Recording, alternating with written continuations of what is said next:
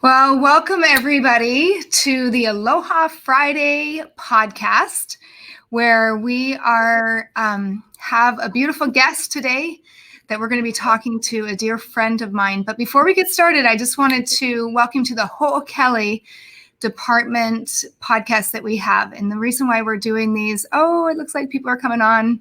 Welcome.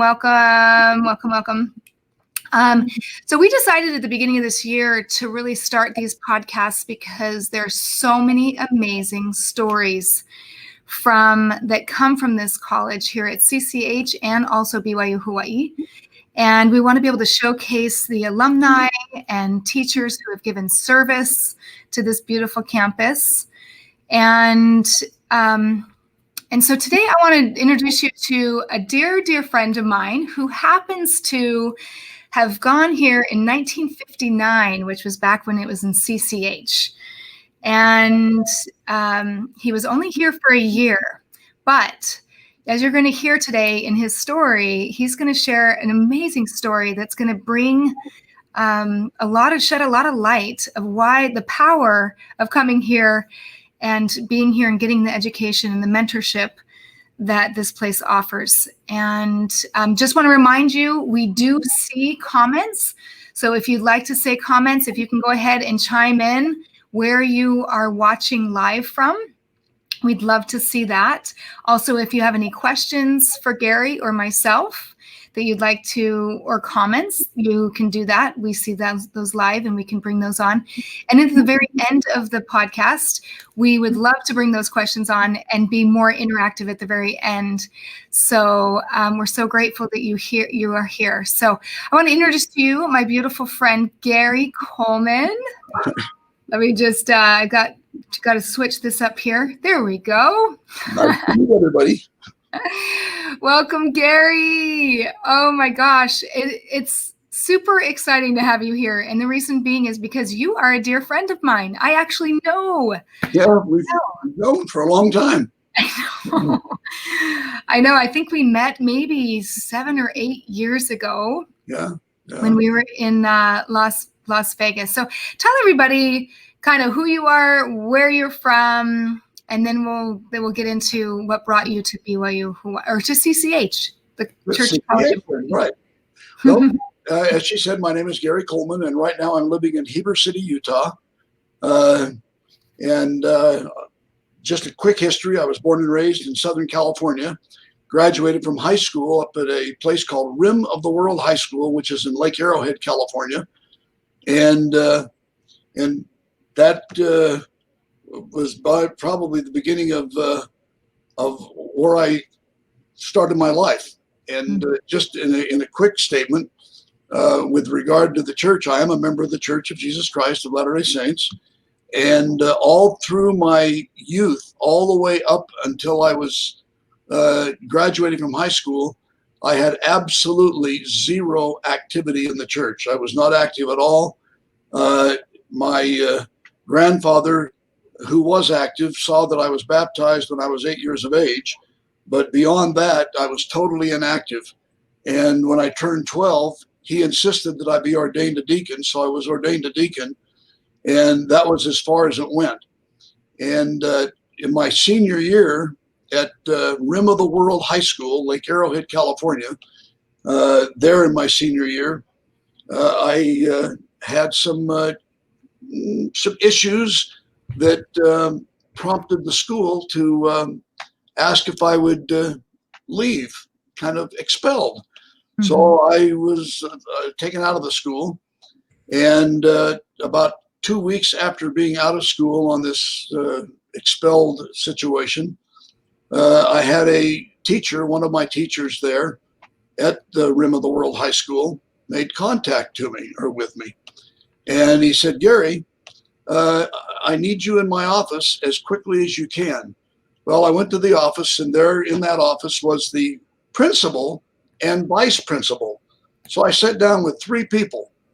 And at the time, I had a 1.75 grade point average. It wasn't the greatest. I was just there I was a fun-loving high school student. Hey, I think Gary, you're just so you know, I had a 1.7 in high school too. So Oh, it's okay. It doesn't define anything. well, I had that, and as they sat me down in the office after having been expelled for 2 solid weeks, uh, uh, this one teacher, Joe Matthews, he had some papers in his hand, and he looked down and he said, Gary, I've been reviewing these records, and I noticed in here it says that you're LDS.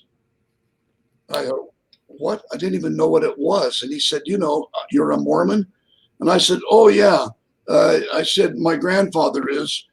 And it says, well, you are too. And I said, well, my grandfather did baptize me when I was 8 years old. And he said, well, just so you know, I'm a Mormon as well, but I'm not active. And I do not want to have happen to you what has happened to me all these years. Therefore, and he looked over to the principal and the vice principal, he said, collectively together, we're going to see that you get into Brigham Young University. Only thing I ever had heard about Brigham Young University in Provo, Utah, was that they had a great basketball team. Other than that, I really didn't know anything about it. And I said, what? And I said, but my grade point is not that very good. And they said, well, we're going to get you in. Well, collectively, they got me into BYU Provo on a probation. Yes, so, I love that. You had to go on probation. Oh, I had to go on probation. And while at BYU, while at BYU in Provo, I had several people that were trying to activate me. And I was still a deacon in the priesthood. And I just didn't want to get active, so I didn't. And finally, I got so tired of being hounded by it, I thought, you know what, I'm out of here. And I want to go somewhere where because having been a California boy, even though I lived in the mountains, we were always going down to the beach. And I thought, I've got to go over the beaches so I can surf, so I can snorkel and do all these great things. So I thought, you know what, I can use the church as an excuse, and I can go to BYU, but the church college in Hawaii. So and it was called CCH, the Seasiders of CCH. So I ended up going over to Hawaii. And when I got to Hawaii, I met the president, whose name was Dr. Wooten. So how did you meet President Wooten? I just, well, first of all, I wanted to go to CCH. I went over to Hawaii to play. Yeah. And I mean, I didn't even, that wasn't planning to really go to CCH. I went to play. And while I was there, I thought, you know what, to keep everybody happy, because I was getting a lot of flack from grandparents and family, I thought, well, I'll just go over to BYU Hawaii, or listen, I keep saying BYU Hawaii. No, it's CCH, yeah. And I'll see if I can get in. Well, I went to Dr. Wooten, and he said, well, we'll have to have your records from Brigham Young University in Provo transferred here. And I said, well, can you do that? Well, they finally did get my records in, and the grades weren't very good. And so they said, Gary, you're going to be entered here also on probation. So I did enter into CCH and started my classes. Did you tell them that you weren't active in the church? Oh yeah. Okay. Yeah. And I told them I was just, basically a deacon. They'd asked me. And all of a sudden, for some unknown reason, I had the greatest feeling sitting in Dr. Wooten's office. And then as I walked out on campus and met the people that were part of the faculty, and as I went to class, I just had a very warm, incredible feeling. I'm at the right place. This is phenomenal. And so I hunkered down and I started studying. And I studied and studied, and all of a sudden, I started getting a few A's and B's. And I thought, gee, I'm not so dumb after all. I can do this. And what were you studying at CCH at that time? Just a general. I had taken a chemistry class, and I'd taken some history and church history, and English. It was just really a very general variety. Mm-hmm. But I liked it, and I liked each of the professors that I had. That's what I really liked, and they took the time to care for me, and I felt that. Well, during this process, I'm still 100% inactive. No desire. And I would go into Honolulu to do my partying. And I'll never forget coming back from one of my party nights, and the roommate that I was staying at a place called Kakela. And my roommate said, Gary, you need to get active in the church. The church is true. And he challenged me. He said, you know what? Either it's 100% true or it's not. It's one or the other. You need to find out. And I said, so how am I going to find out? He said, well, you got to read, you got to study, you got to pray. And there's also a principle called fasting. And I said, oh, gee. Well, the next thing you know, and I don't know if it was through Dr. Wooten or how this happened, but I met a lady by the name of, I always referred to her as Sister Lindsay, and I found out recently her first name was Lily. And I met Sister Lindsay, and she, I do not know how, probably because of my discussions with Dr. Wooten, but she knew I was totally inactive. And so she started saying, Gary, you've got to read the books on the prophet Joseph Smith, on the restoration. And if you'll read these things, if you'll study them, pray about them, but do it in the spirit of fasting. And I really didn't even know what fasting was. So it was explained. And I said, okay, I can do that. Well, I did it. And every time I would see her, and I would see Sister Lindsay almost daily, not to mention my roommate. And it was always, are you praying? Are you fasting? Are you praying? Are you fasting? And I began to get so excited because I was reading, and I was starting to find out, boy, there's a lot of things here that really sound good. And while I was reading all the good stuff, I also started reading some anti-Mormon stuff. And that had more of a positive effect on me than a negative, because I just, again, reading, praying, studying, and fasting. And all of a sudden, I had this incredible feeling after talking to Sister Lindsay and having fasted that I needed to go into some secluded spot and literally ask Heavenly Father, are these things true? Is this the restored church? Did Joseph Smith really have this vision? And so in this prayer and in this spirit of fast, and I was in a fast, and actually I was in my second day of a fast and starving to death. And I decided I'm going to go up to a place that I used to like to go up to called Sacred Falls, which is not too far out of Aloha. And but I understand now that it's closed because of a slide or something. But anyway, I got on my little bicycle and I went to the trailhead and I hiked up to Sacred Falls. And I will never, ever, ever, ever forget the experience that I had at Sacred Falls. I went off into the trees and I did kneel down and I pleaded with the Lord. I've prayed, I have fasted, I have studied. Is this true? And just so you know, I didn't have a revelation, a vision, but I did have in my mind a revelation. And I knew instantly that it was true. And I thought, I can hardly wait to go back and tell Dr. Wooten and Sister Lindsay that this is true. I know it's true. And my roommate. So I almost floated off the trail. And how long was that after you had gotten here? Because probably 4 months, 3 months, and all during that time, I had done some praying and fasting and reading. And so as I came off the trail, hopped on my bicycle and headed back to the campus. I then visited, I don't know if it was that day or the next day, but I went to Dr. Wooten's office and I said, I want to go on a mission. This is phenomenal. I now know the church is true. And I told this to Sister Lindsay. I know the church is true. And if I can go into a place like Sacred Falls, get on my knees and pray after having studied and prayed and fasted, then so can other people. And if I can go on a mission and explain the same thing to other people, they too can get the testimony and they'll come into the church. And as I was saying this, he said, well, but Gary, you're only a deacon in the priesthood. And I said, well, I want to be an elder. Well, how are you going to be an elder? I said, because you can ordain me.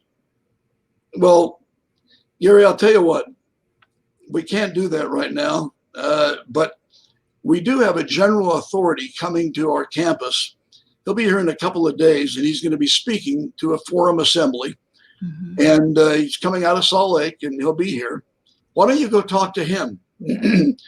And you can get a chance to maybe meet him after he finishes his speech.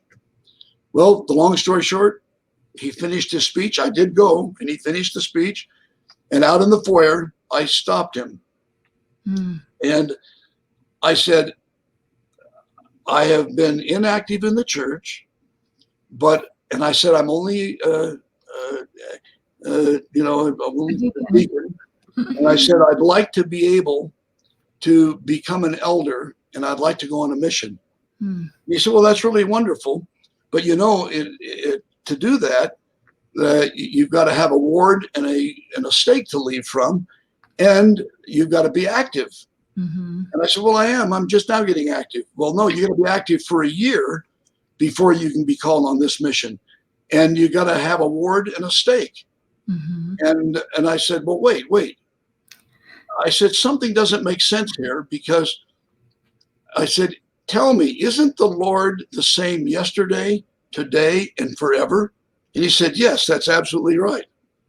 And I said, well, here's my confusion.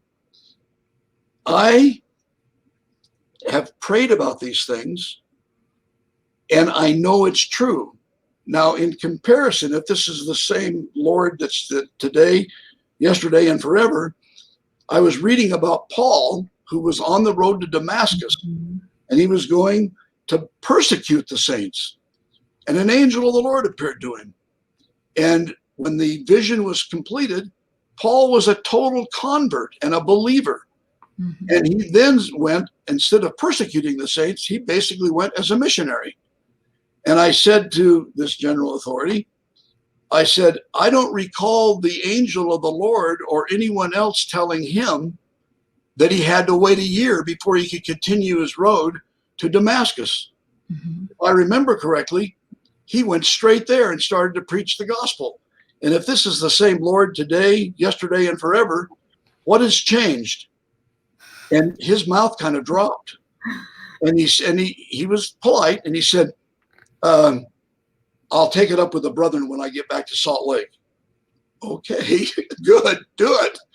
So I just left him, and I walked out, and I was really kind of discouraged. But at the same time, I thought, well, maybe he will take it up with the brethren. Well, and you still didn't have a ward at the time, right? Oh, I still didn't have a ward. Yeah. So 2 or 3 days, excuse me, had passed, and I got notified through Dr. Wooten's office, come to my office. So I went to Dr. Wooten's office, and as I walked in, he said, have a chair. And there was a chair sitting in the middle of his office room. And he sat there and he said, we have received the approval. You'll be ordained an elder. Wow. So they, right there, with my roommate and 2 other people, they were there, and they laid their hands on my head, ordained me an elder. And as soon as the ordination was completed, I said, well, I need to go see the bishop. I want to be interviewed for a temple recommend. So I went straight to the bishop. They interviewed me. I went to President Haley. He was in the stake presidency. He interviewed me.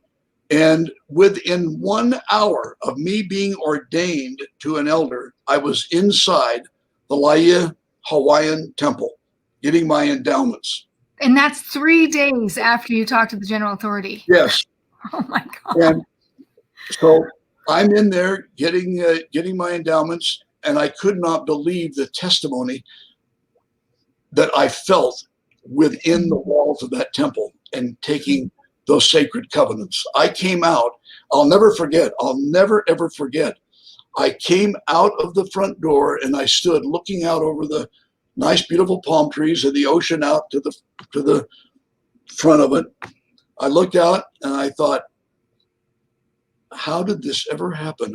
I will always know that I am a missionary for our Heavenly Father. I want to go on a mission. I've got to go. Well, how do I go on a mission? Gee, I don't have a ward to leave from. I don't have a stake. What do I do? Well, bottom line to this, I thought, well, I'm going to go back to BYU Provo. Mm-hmm. There was a bishop there in the BYU 6th Ward, and there was a stake president, Anton Romney. And I thought they were always trying to get me activated, at least in that ward, the BYU 6th. If I go back, maybe if I can talk to them, I can leave from a BYU ward or something like that. I had no clue. Well, I sold all of my books and I had a total of $85 to my name. Wow. I'll never, ever, ever forget this. This is the beginning of miracles. Mm-hmm. I got the last $75 ticket, the last seat on an airplane from Honolulu to Los Angeles. Mm-hmm. And when I told my parents that I was active, my mother, just in a deal, my mother was totally inactive. Mm-hmm. My father had passed away when I was 11 years of age, and no one was ever active in the church. My mother remarried, and she remarried a guy who was anti-religion. So there was no religion, no nothing in the family. And they were so upset to think that I would even consider going on a mission. No one was even at the airport to pick me up. So I landed and was there, stranded. They lived out in the San Fernando Valley in Southern California. And one of the people on the flight saw that I was really having a struggle and somehow overheard, I don't know what they overheard or what they did, but they came up to me and said, "We will take you to your home. You tell us where to go." Wow. I gave him the address, and I had been there before, so I knew the direction. Anyway, the bottom line is I got to the house. I was at my house less than a half hour because there was so much stress and so much anger. It wasn't a great environment. Yeah. They were horrible. They were up. So it was just, what are you doing? How stupid can you be to leave college and do this on a mission? Mm-hmm. And with that, I thought, I'm out of here. And I never forget this. I mean, I've done so many crazy things. I had my little duffel bag with my stuff. I went out the front door, walked to the main street, and from San Fernando Valley, Granada Hills, I hitchhiked all the way to Manti, Utah, where my grandparents lived. Wow. And I got to Manti. I explained to them what was going on. They were struggling financially. And they said, well, we can support you by buying you a suit, but we can't do it from the money standpoint. I said, well, that's all right. I got my connections at BYU in Provo. But something that you said earlier, Gary, I think you had told me yesterday that wasn't it your grandparents were the ones that were active in the church? Yeah, they were very active. Okay. So yeah, that was kind of your safe little place to go. They were very active living in Manti. Mm-hmm. And anyway, when I spent a couple of days there with them, and then I hitchhiked from Manti to Provo. Mm-hmm. And I contacted some of my old friends that were still there, some old roommates, and stayed with them, but immediately went to see the old bishop that I had, and also my old stake president. Mm-hmm. And when I went to see the stake president, who is Anton Romney, I went in and I told him what had happened. And he said, well, Gary, first of all, you cannot leave from the BYU 6th Ward. We don't send missionaries out. Mm-hmm. No, but you just, we're going to have to get a ward. What ward are you going to go to? What stake? And I said, well, maybe one here in Provo. I don't know. Can you help me? He said, well, do you know where your church records are? Mm-hmm. And I said, No, what records? And he said, there are records for every member of the church. And with that, immediately flashing in my mind was Sister Lindsay, BYU Hawaii. Gary, pray and fast. And so I immediately started to fast and I prayed, Heavenly Father, help me with my records. Where are my church records? How do I find them? Here is the most incredible miracle that I think I can ever remember. I was in the student union building at the right next to the registrar's office. There was a big bulletin board, just of signs, things for sale, and people, going on trips and wanting someone to go with them or whatever. And I'm reading the bulletin board, and as I'm reading the bulletin board, I hear the telephone ringing to my right. That's behind this counter, and I didn't pay any attention. I mean, everybody hears telephone bills ringing. And so I just paid no attention until I heard a voice say, no, we don't have any record of how to forward information to you regarding a Frank Gary Kolman. That's my whole name, Frank Gary Kolman. And I perked up and I thought, my word, that's me. And so she hung up. She said, no, I'm sorry, we don't have any record, but sorry, but we'll, thank you for calling. Click. I put my head around the corner there and peeked over the little counter. And I said, I just heard you say the name of Frank Gary Kolman. That's me. My name is Frank Gary Kolman. She said, what? So I explained to her. And she said, well, that was the church office building in Salt Lake. And they have located records and they needed to know where to forward them to. And I said, wow. You're kidding me. And I said, how do I reach them? She said, you can call them back. If you would like to come in here in my office, we can call them on the phone. So we called them. I told them, yes, I am Frank Gary Kolman. I gave them a little bit of the history. I said, I've been at the church college in Hawaii. And I said, I'm now here. I'm trying to get ready to go on a mission. And my church records are vital to me.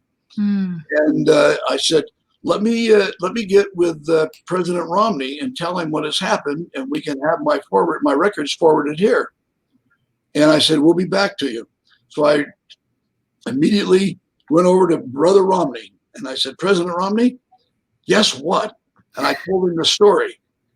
And he said, well, that's wonderful to know, but we still don't have a ward or a stake for you to leave from. Where are you going to leave from? Or even how are you going to pay for it? You know what I mean? Well, and he talked about that too. Yeah. And he said, and financially, because I had asked him, I said, well, doesn't BYU have some kind of an assistance they can provide to a missionary? And he said, no. And he said, you need to get financial assistance. And I thought, oh my word, what am I going to do? So here I am.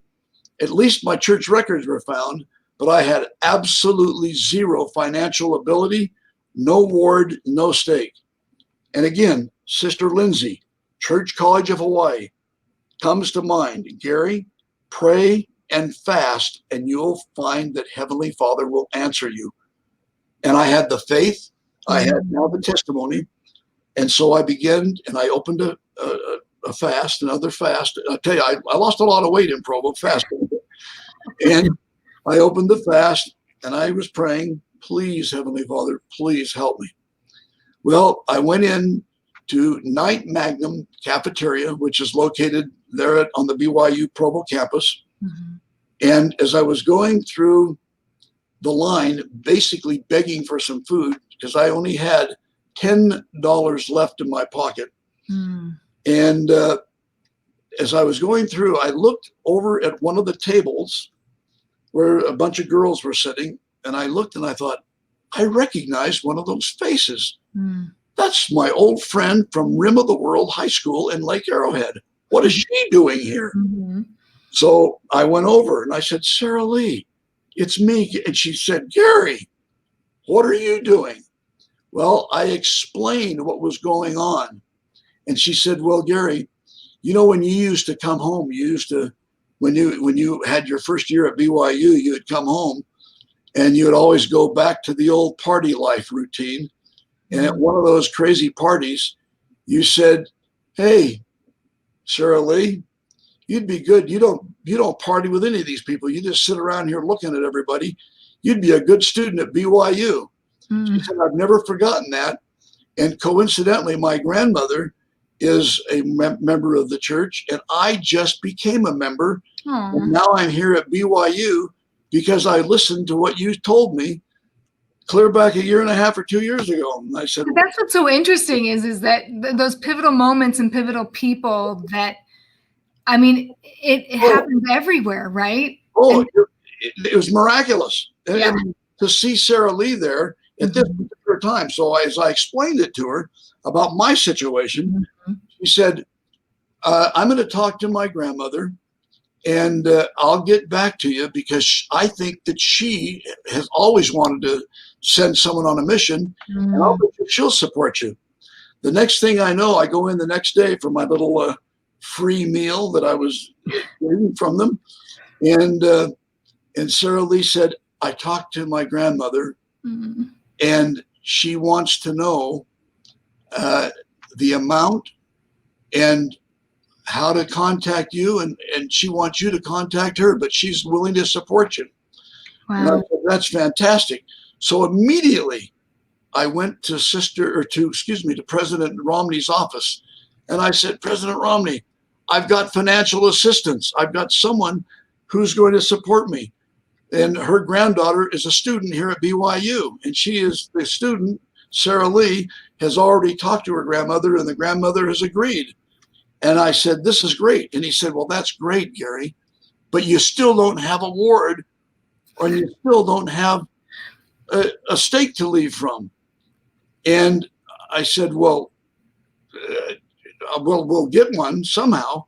Again, I prayed and I fasted, and I went to Sarah Lee. Sarah Lee said, here's my grandmother's telephone. She lives in Glendora, California. And why don't we figure out a way to call her? Well, here's what we did. And this was through prayer and fast. And I don't remember exactly the details. All I know is that President Romney and I together on the phone called Sister Walton. Sister Walton said, I've talked to my bishop of the Glendora ward. He's talked to the stake president of the West Covina stake, and they have approved you to be sent from that stake in that ward. So you will go on a mission from there. Wow. And I said, you've got to be kidding me.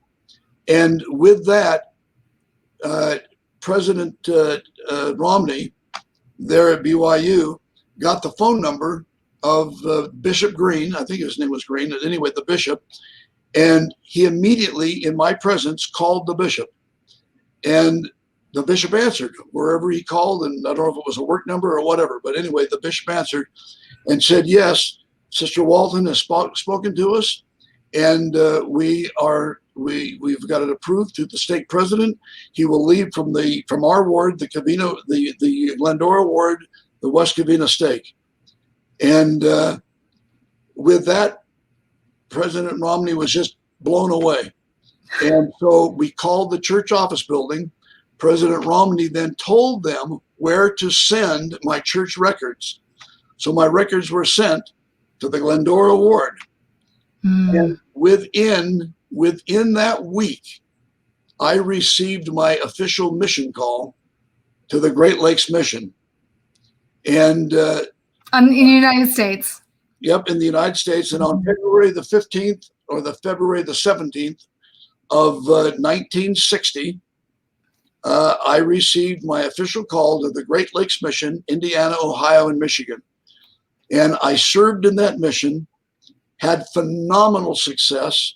I ended up as being one of the greatest blessings. I ended up as being in the mission presidency, as second counselor to our mission president. It was phenomenal. Wow. And I came home from that mission, and I've cherished those thoughts, and I've cherished that testimony, and I've cherished my memories of the Church College of Hawaii, because had it not been for my presence at the Church College in Hawaii, meeting and befriending the incredible, wonderful Polynesian people, meeting and befriending Sister Lily Lindsay, and the love and the respect and the devotion and the help that she assisted and gave to me, all of those things, I would not be where I am today. And my love for CCH, BYU Hawaii, my love for the Polynesian people is never ending. In fact, I still remember Sa Vale Vale means go for a walk. Tau Tau Tau means too much talk. Walopa Yateoi means I love you. Take it easy. Phi Phi Le Mu. Oh. And how do I ever forget? I love Hawaii. I love Laia. And I love the fact that I took my endowments out in the Hawaiian temple.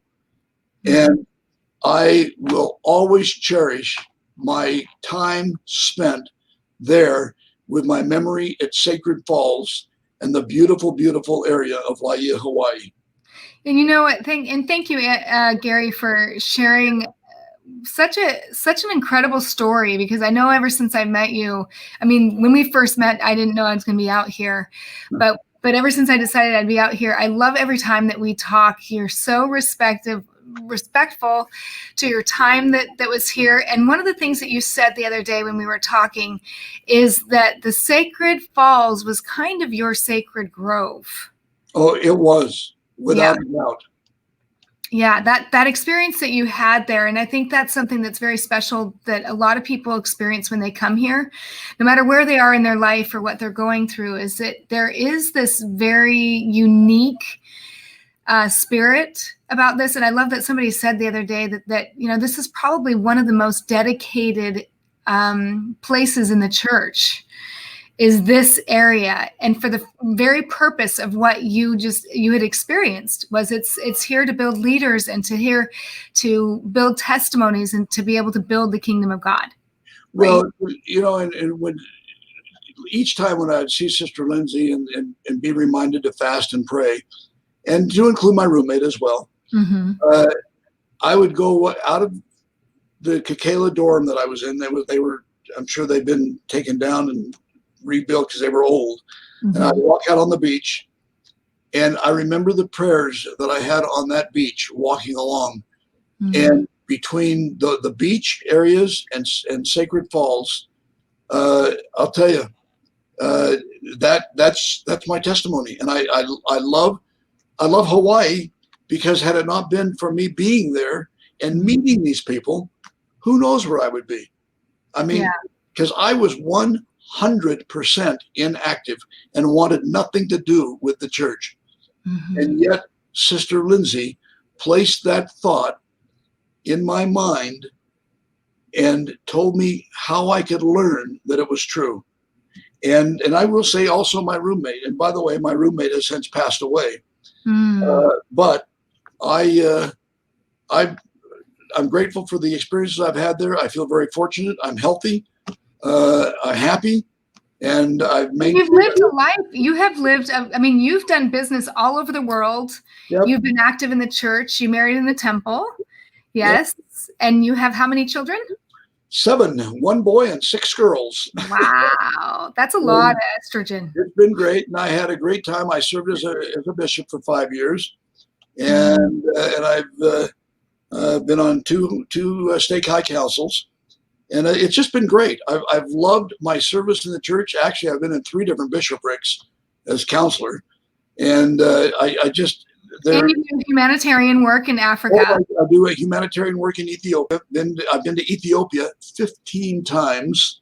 Wow. And we have built 38 schools so far with the foundation that I'm involved in. Wow. And we do drip irrigation gardens. We do medical treatments. We've dug 3 deep water wells. And it's been absolutely incredible. Smokeless stoves for the little huts that they live in. And I will have to say this is interesting. In one little town in Ethiopia, and I hope you don't mind, this is kind of throwing something on the side here. It's okay. This is your story. Well, just an incredible story. In 2005, we were leaving a village outside of another village called Debrecen. Mm-hmm. And Debrecen is more of a city. They've got some paved roads in there, but the village is outside, no paved roads, and they're all huts. Well, we were working in one of the villages close to Debrecen, and as we were leaving around 4:30 or 5 in the afternoon, after we had completed our work, all the kids like to follow us out. So we had a bunch of kids following us, and one kid kept asking questions, but it was all in his own language. So I didn't know what he was saying. And finally, the interpreter came up to me and he said, he's wanting to ask you a question. And so I stopped, and the interpreter then said in English, he wants to know if the people working in his village doing all this work, if you're Christian or Muslim. And I said, tell him we're Christian. Well, the young boy, which I found out later he was 15 years of age, he was basically dressed in rags. And the young boy wanted to know more. And I told our interpreter, I said, look, we cannot really talk politics or religion. We're a 501c3 organization and we're restricted by the government. But we know the village that he's in. We'll get information to him. And as we walked out, my friend that I was walking out with, who was a member of the church, he had a little duffel bag and he reached in his bag and he pitched this kid something. I didn't even look to see what it was. All I know is I got about 30 or 40 feet away and I turned around to wave goodbye to them all. And it happened to be a T-shirt that my friend had flipped to him. And he had put this T-shirt on over his rags. And what it said across the front, I hope they call me on a mission. And I thought, what? So I went and got a picture of it. And I thought, this is incredible. And oh my gosh. About 2 years passed. And my daughter was at the house one day and she said, Dad, you've never downloaded these the little blue chip cards that go in your camera. You've never downloaded the photos. Let me create a Facebook account. So she did. And she downloaded the pictures. And one of the pictures happened to be, I hope they call me on a mission. Oh, that's so well, that was great. And then about 2 years later, I get a Facebook email. And it just said, no longer have to hope. Joined the church, and I'm now serving a full-time mission in Mombasa, Kenya. This kid in rags in 2005 ended up joining the church. He went on a mission, and he is now, he's a BYU Idaho graduate. I helped him there, and he met a little girl from Boston, married her, sealed in the temple. They have 2 children. They live in San Diego, California. Wow. And as active as churches could be.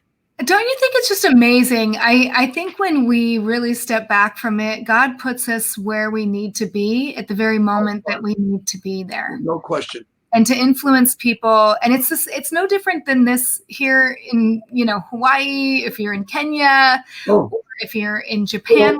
A lot of time. And now in that village, in the town, and anyone can look it up, Debrecen, Ethiopia, look at the chapel that is there. The largest, listen to interesting, the largest chapel, LDS chapel, ever built on the continent of Africa. The continent of Africa is built in Debrecen. Wow. And it's built as a 3-story building. It'll someday be a temple, I'm convinced. And all of our people in our foundation, our humanitarian group, all 6 of our people from the Ethiopia area have all joined the church. And the church is growing like crazy in that area. That's why they built such a large chapel. Wow. And so all these things, Heavenly Father has guided us. He's directed us. He's guided and directed them. And my thoughts, my prayers, and my love are with those people. I love them. And it's the same that I feel about Hawaii and the wonderful, incredible Polynesian people that I met, both from Hawaii and from Samoa and from Tonga. Wow, we send you aloha from Hawaii because you are a living testament to the whole mission of the church, but especially for this area. And you were here when CCH was, obviously CCH was before it became BYU Hawaii. And when I got there, I think there were only 7 of us Howley boys. Oh, that's right. That's what you said. Isn't that funny? We were outnumbered, but we loved it. Oh, That's where I developed my love for the Polynesians. It was great because I was just accepted as one of them. It was I know. And aren't you looking for a job to come back here? yes, full time. I want to be there. I would love to come back. I'm just putting your plug in for you because ever since I got here, you'd call me and be like, Becky, is there a job opening? Like, get me there. I need to come back to Hawaii because it's just, I think this, I've said this before on a different podcast, that I don't think you can come here to this area and not take a piece of it with you for the rest of your life. Oh, it is great. It is great. I mean, I look at pictures of the temple there in Laia, and all I do is go back in memory. And each time that I've been to Laia since then, I mean, it's my privilege to just stay around and see the whole area again. I love it. And walk the campus, walk the temple grounds, the whole bit. It is incredible. Well, we miss you. We're excited to have you come back. You were telling me last week I might as well just fly out there and do the podcast. Yeah. Well, first of all, Becky, thank you so much for allowing me to do this. I hope I haven't driven anybody crazy or bored anybody. So if I have bored anybody, my apologies. No, I think, you know what, one of the things I really respect about you is, and I've just felt this way, and you know this, that I love that you have dedicated your life to the service of the Lord. And knowing, and I didn't know the whole story in the back end of it, but you, and I'm sure you don't even know the impact that you've made. And I'm going to join you in Africa one of these days. Remember, I've told you. Yeah. Oh, it's great. I'm addicted. I'm coming. And so I appreciate you sharing. If anybody has any questions or any comments you want to make while you're on, you guys are still on. Yay. Hi, Lay, and hi, Gina. Welcome. I really apologize if I bored anybody. I'm sorry. No, Gary, I love it. And I love, look at Joyce says, thank you for sharing your story, Brother Gary. See, I'll put it on the thing so you can see who she is. She says, I'm from Tonga. She's actually working in the Ho'okele department. So we are so excited to have Joyce back. My very, very best. I am from Tonga. I love Tonga. Do you? Tonga, I told her I'm going to make it to Tonga as well. I got to make it all over the place. I got to meet these beautiful people. I tell you, the Tongan people, the Samoan people, there's no more loving people I've ever met. I mean, hearts of gold. Yeah. Well, that's what I'm realizing. I mean, even after being here a couple of years, it is a beautiful culture. It's a beautiful aloha. No question. Yeah. And but I also am seeing the Lord's hand in bringing all these people from 70 different countries, right? It's grown a little bit since you've been here. Yeah. Since you went to school here, I should say. But we want to thank you, Gary, for being on the show today. Thank you so much for sharing your testimony, your experience, and thank you for living out the mission of this beautiful campus, of creating leaders and getting out to the place where you make a difference in people's real lives and building that kingdom. Well, and this is Aloha, Brother Kolman. Well, thank you. God bless you, and God bless all the students at Brigham Young University, Hawaii, and God bless Brigham Young University, Hawaii. Yeah, and the last thing I wanted to bring up too is because one of the biggest parts of your story, I don't want to leave without this, was the mentorship that you had with Sister Lindsay and also President Dr. Wu. Yep. Yeah. And that's one of the things that we're really working on in the Ho'okele department is to get the Ohana network. I'm actually going to put up, hold on one second if I can pull it up. I'm putting it on the bottom of the thing is our Ohana network. And people don't really know about it, but how powerful it is, which, by the way, Gary, did you get on there? I did. You did? Yes. Yay. So if you guys want to make a connection with Gary, he's on the Ohana network, which you can go to ohana.byuh.edu. I got to check this out because maybe I did. I thought I wrote it down and did, but let me just. Okay. If you're not on it, I'm going to check it and you're going to get on so people can contact you. Ohana. ohana.byuh.edu. And that is basically a LinkedIn version to be able to link our alumni with our students and allowing you guys to get mentorship, to reach out for connections, to get support. There's nowhere really else in the church that we can do that, right? I think we have connections within our ward, but outside of that, we are all one big Ohana here. Yep. And so if you're not on Ohana Network yet, please get in there and start reaching out to us, because it's all about the connections that we have and keeping our connections strong and helping one another. Great. Because that was a big part of your story. Had you not had good mentorship, people that took an effort or an interest in you, look where oh my gosh. And by the way, you didn't mention this. If nobody really put it all together, it only took you 3 weeks from the time that you got set apart or that you challenged. Oh, yeah. Right? To the time that you were actually on a mission. 3 weeks. It was incredible. It was incredible. Well, thank you for everything. Oh, you're awesome. Thank you so much, Gary, for being on the show today. But just want to make sure I get Small World. I love your story. Yay. Well, thank you very much, everybody, and make sure you tune in every Friday. We do another podcast next week. We're going to be having Eddie Maava, and he works here in the Ho'okele department in in recruitment and also alumni. He's got an amazing story as well. He grew up here in this area and joined the church, and ended up coming to BYU Hawaii, and now he serves here. I love it. So make sure you join us next week, same time, 3:00 for the Aloha Friday podcast.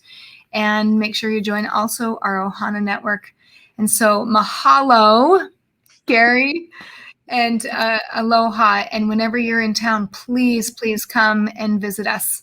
Well, and mahalo to you, all who listened. Thank you. Yes.